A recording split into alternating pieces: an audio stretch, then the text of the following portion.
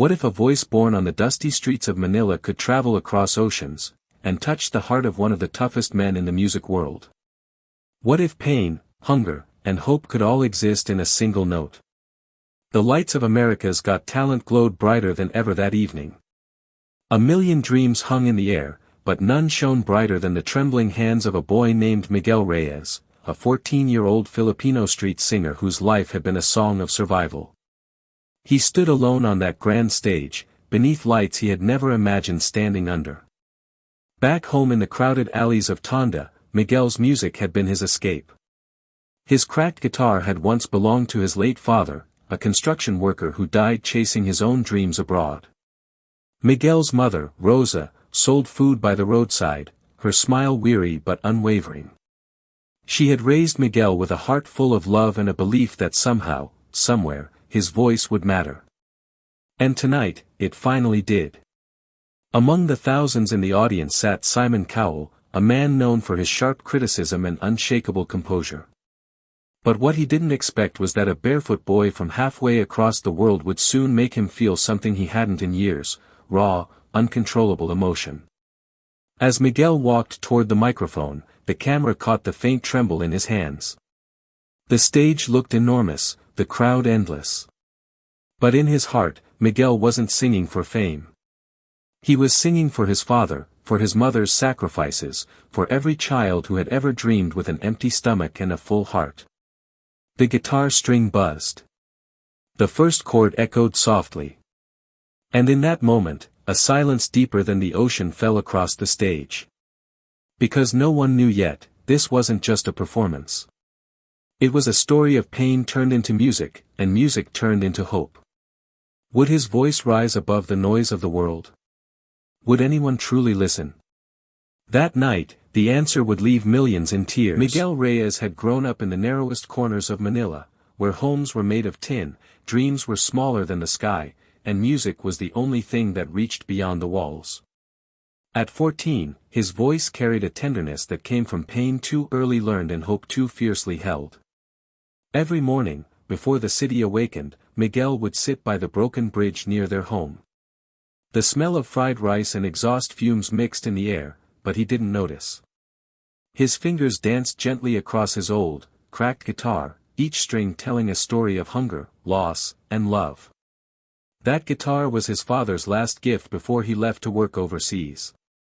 When his father never returned, it became the only memory that still sang. Miguel wasn't the loud kind of boy. He didn't complain, even when his stomach ached from missed meals or his shoes tore open from long walks. He smiled softly at his mother every morning before she left to sell rice meals at the market. Sometimes, when she came home late, exhausted and drenched from the rain, he'd sing quietly while she rested, songs that made their little home feel bigger, warmer, safer. His friends often laughed at him, calling him the boy with the guitar who dreams too big. But Miguel never argued. Deep down, he believed music could take him somewhere his feet never could. Each night, he stood by the roadside, singing to strangers for coins. Sometimes he earned enough to buy food. Sometimes, he went home empty-handed. Still, he sang. Because singing made him feel rich in a way life never had. He was small, thin, his hair often messy, his clothes worn, but his eyes were bright. There was something unshakable about the way he looked at the world. Like a boy who had already seen the worst but still believed in beauty. When news spread that AGT auditions were coming to the Philippines, Miguel's heart raced. He had no idea how, but something inside whispered. Life had never been kind to Miguel, but he had learned to sing through its cruelty. Yet even the strongest voices sometimes tremble under silence. His world began to shift the day his mother, Rosa, fell ill. What started as a small cough turned into long nights of fever and breathless whispers. The little money Miguel earned from street singing barely covered her medicine, and soon, even food became a distant luxury. He watched helplessly as his mother grew weaker, her hands too tired to cook, her smile fading into worry. The woman who had once told him that his voice was a gift from heaven now struggled to speak. Miguel sang louder each night, not for coins, but to hide his fear. Each note felt like a plea to the heavens, a desperate cry that life wouldn't take away the only person who had ever truly believed in him. There were nights when he sat outside their home, guitar on his lap, tears falling silently as he played. The streets that once echoed with laughter now sounded empty. He saw other children running, eating, dreaming, but his world had shrunk to one fragile hope, keeping his mother alive.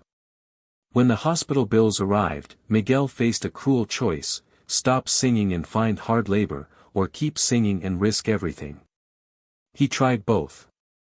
He cleaned tables at dawn, sang on sidewalks at dusk, and slept only when exhaustion silenced him. Yet, it was never enough. Then one day, he found his mother clutching the small radio he had fixed for her. She smiled weakly and said she'd heard about a show, America's Got Talent, a place where dreams could change lives. Her eyes, though tired, glowed with a flicker of hope. That night, Miguel made a silent promise. He would sing on that stage one day, not for fame, not for fortune, but for her. For every tear she hid, for every sacrifice she made. But deep inside, a storm brewed.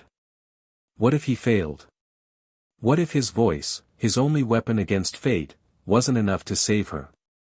That fear became his constant shadow, and his deepest drive. The morning that changed Miguel's life began like any other: gray sky, restless city, and the faint hum of his guitar. He was singing near a jeepney stop, his voice soft but steady, when a sudden crowd gathered.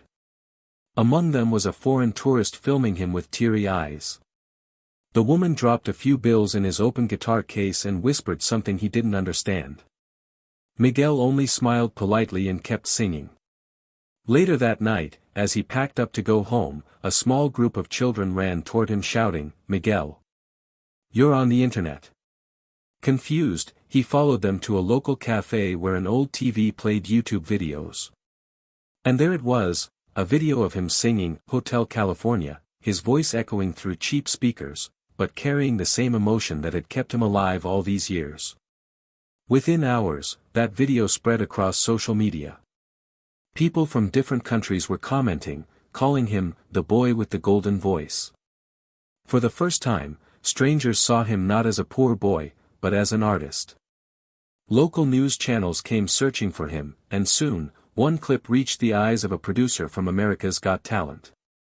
A week later, an email arrived at a small internet shop, an invitation to audition. Miguel couldn't believe it. He read it again and again, afraid it would disappear like a dream. But the words stayed. His mother, weak yet smiling, held his face and whispered with tears in her eyes, "Go, my son. The world is waiting for you." Miguel pawned his father's wristwatch, borrowed clothes from a neighbor, and boarded a plane for the first time in his life. As he looked out the window, the city lights of Manila faded behind him, replaced by endless clouds and the unknown. In his heart, fear battled hope. He was just a street boy, facing the grandest stage in the world. But somewhere deep inside, he felt his father's voice, his mother's warmth, and a quiet truth: sometimes the poorest hearts carry the richest songs. That flight wasn't just a journey across continents. It was the beginning of a miracle. The days leading up to the AGT audition tested Miguel in ways he had never known. The city of Los Angeles was dazzling, so different from the narrow alleys he once called home. But its brightness only made his insecurities darker. Surrounded by hundreds of confident performers, all dressed in fine clothes and speaking fluent English, Miguel felt small again, like that boy by the roadside, singing to survive. At night, in the tiny room provided for contestants, he would hold his father's guitar and whisper silent prayers. The strings were old, the wood cracked, but the sound carried every memory of home. Each note reminded him of his mother's tired smile, her weak hands that had pushed him forward.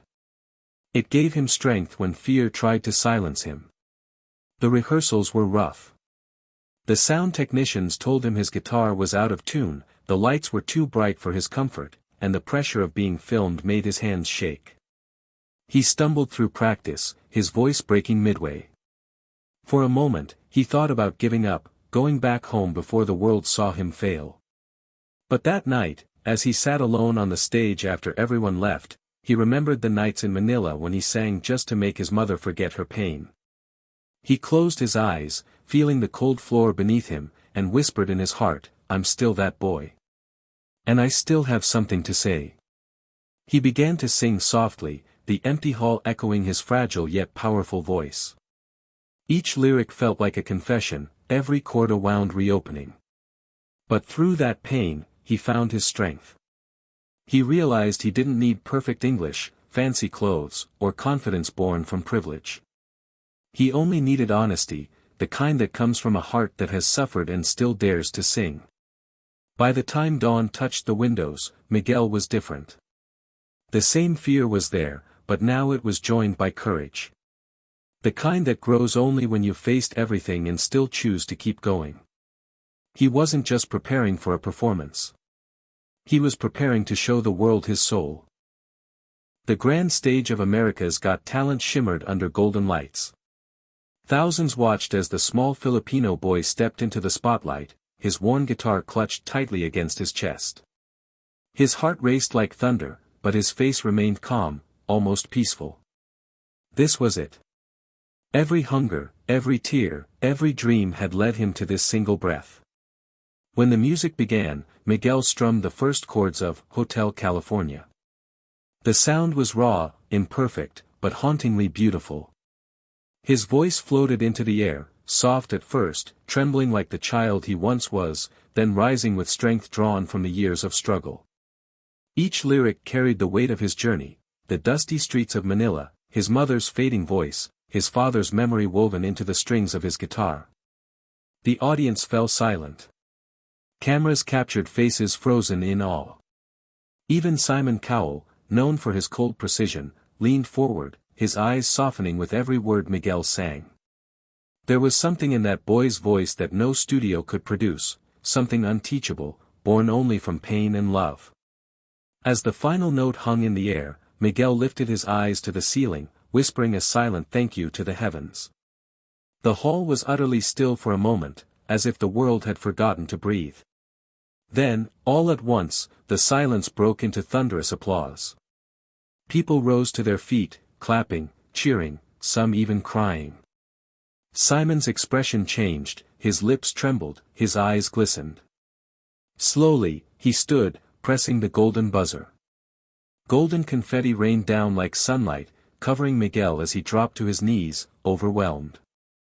The lights blurred through his tears, but in that golden haze, he saw his mother's face, smiling, proud, alive in his heart. That single moment washed away years of hunger, loneliness, and fear. He wasn't the poor boy from the streets anymore. He was proof that pain could sing, and that even the smallest voice could echo across the world. Somewhere in that roar of applause, Miguel realized the truth he had chased his whole life. Dreams aren't built on what you have, but on what you're willing to give your heart for. Long after the applause faded and the stage lights dimmed, Miguel stood alone backstage, clutching his guitar. The golden confetti still clung to his clothes, glimmering like tiny stars. Yet the real light shone from within him, the quiet, unshakable glow of a dream fulfilled through love, loss, and faith. He thought about the long journey that had led him here, the nights of hunger, the whispers of doubt, the moments when he almost gave up. Every scar, every tear had become a verse in the song that changed his life. For the first time, he understood what his mother had meant when she said, "Your voice is more than sound, it's your soul finding its way home." The video of his performance soon spread across the world. Millions watched the boy who came from nothing but sang like he had everything. People from every corner of the globe cried, smiled, and found a piece of themselves in his story. But for Miguel, the true victory wasn't fame. It was knowing that his voice had reached his mother's hospital bed. She had watched the performance, tears streaming down her cheeks, whispering, "You did it, my son." In the end, Miguel realized that dreams don't always begin with grand plans or perfect paths. Sometimes, they start in the most broken places, with a cracked guitar, an empty stomach, and a heart that refuses to stop believing. His story wasn't just about music, it was about hope. About how pain can become a melody, and struggle can turn into strength. It was proof that even when life gives you nothing, you can still give the world something beautiful. As he walked off that stage, Miguel knew he carried more than a song. He carried a message, for every child who sings against the noise of the world, for every mother who believes when no one else does. Never let where you come from decide where your dreams will end. Because sometimes, the smallest voice can move the biggest hearts. And even make Simon Cowell cry.